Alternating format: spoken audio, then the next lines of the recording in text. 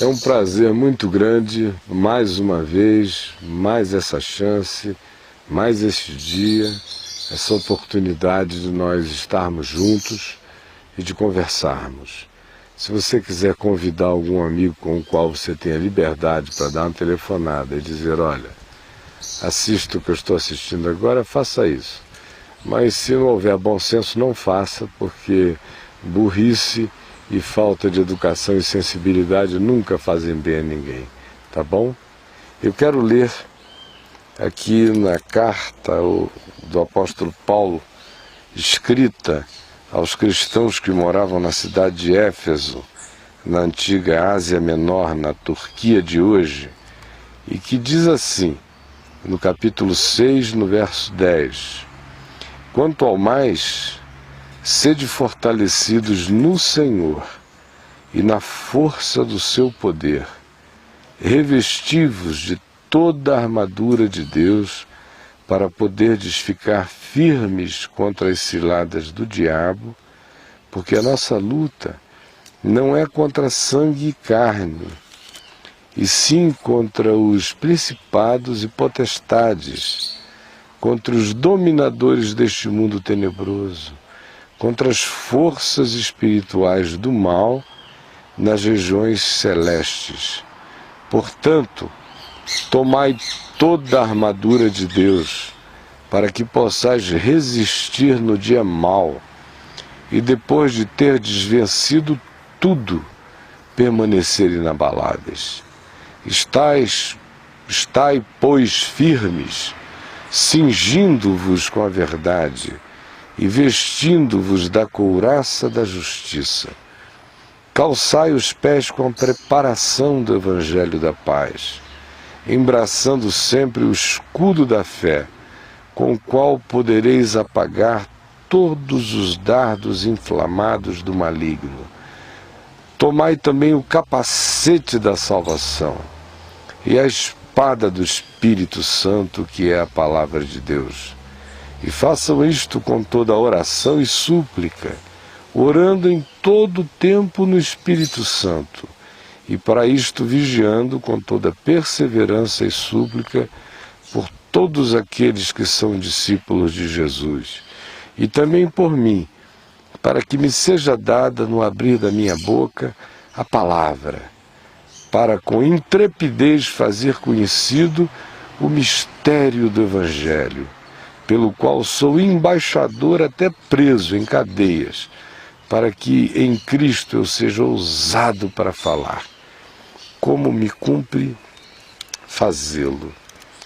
É interessante quando a gente ouve Paulo dizer isso, especialmente nesses dias, quando as pessoas perderam toda a noção do mundo invisível, do que não esteja ao alcance dos nossos olhos, nesse tempo quando tudo que parece existir é tudo quanto a gente consegue medir ou detectar por um microscópio, ou avistar através de um telescópio, ou medir através de alguma radiofrequência. Aí a gente diz, este fenômeno existe, ele é detectável. Mas se essa existência não aparecer nesses medidores eletrônicos, ou não for constatável pelos aparatos de verificação eletrônica ou científica, que sejam hoje considerados como sendo irrebatíveis nas suas conclusões, então, não sendo assim, ninguém diz que existe. Não existe. A mesma coisa acontece em outras áreas da vida, como, por exemplo, perturbação mental ou doença mental.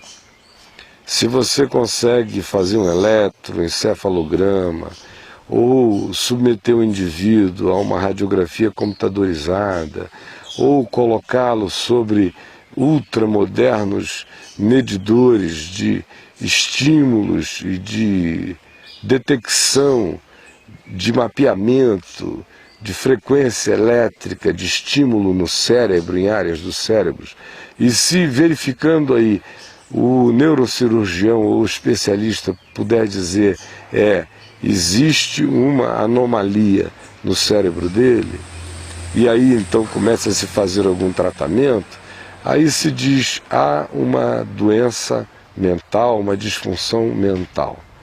Mas se a pessoa passar por todo esse aparato e continuar com o mesmo problema, e não houver verificabilidade ou identificação em relação ao problema que ela tenha, ela é classificada agora já no nível de um indivíduo que tem problemas não identificados e que provavelmente possam ser e devam ser apenas complicação da cabeça dele. Aí ele vai enviado do neurocirurgião para um psicólogo e vai iniciar um tratamento que às vezes dura anos e nem sempre tem qualquer solução.